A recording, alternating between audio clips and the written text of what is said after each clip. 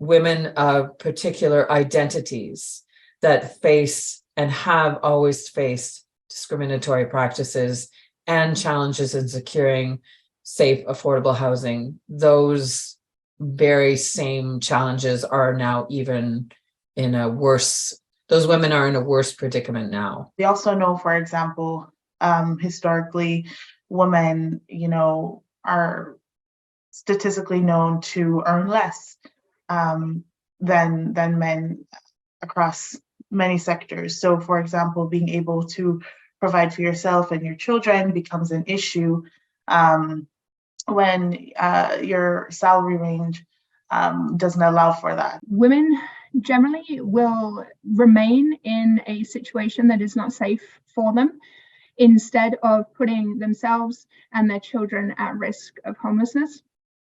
So women will stay in a situation where they're experiencing gender-based violence due to a lack of supports and resources that are allowing them to leave that situation. The number of shelters that if a woman does need to leave and leave quickly, we've got a waiting list in our Indigenous community, and there just isn't enough.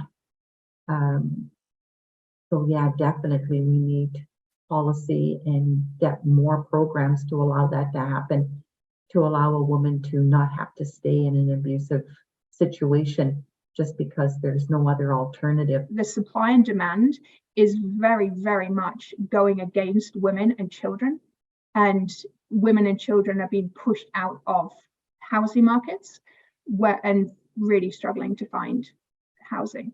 While policies are in place and to prevent discrimination against women with children, their landlords are often finding loopholes around this. So postings will go up that say for mature adults only. When landlords have multiple applicants for a single unit, they now can pick and choose who they want in there. And if they don't want children in that apartment, they no longer have to take them because there are fewer applicants.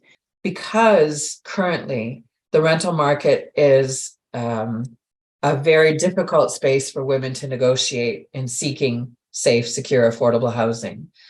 Efforts to increase a community-based model within the challenges of the current market can only help and benefit women.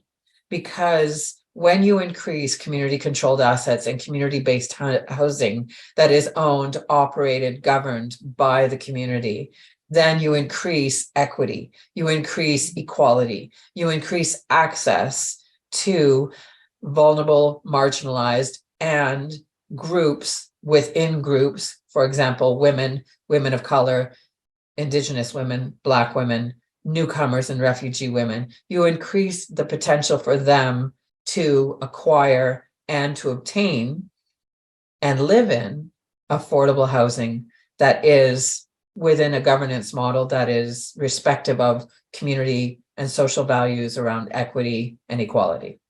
And I think that the more women who are involved and have a women-centric approach to the development of housing, looking at it from equity for females or for women within community housing, I think that the more involvement that we can have from women in community housing, the more community housing will become available and designed for women and children. We also have several organizations that are led by women who are championing getting more blocks on the ground and actually increasing the supply of housing. We have, examples like CP Planning, Acoma, in Hoganzali as well, are all groups that are Black, female-led, for example, that are increasing our affordable housing stock to meet the need right now. I think a major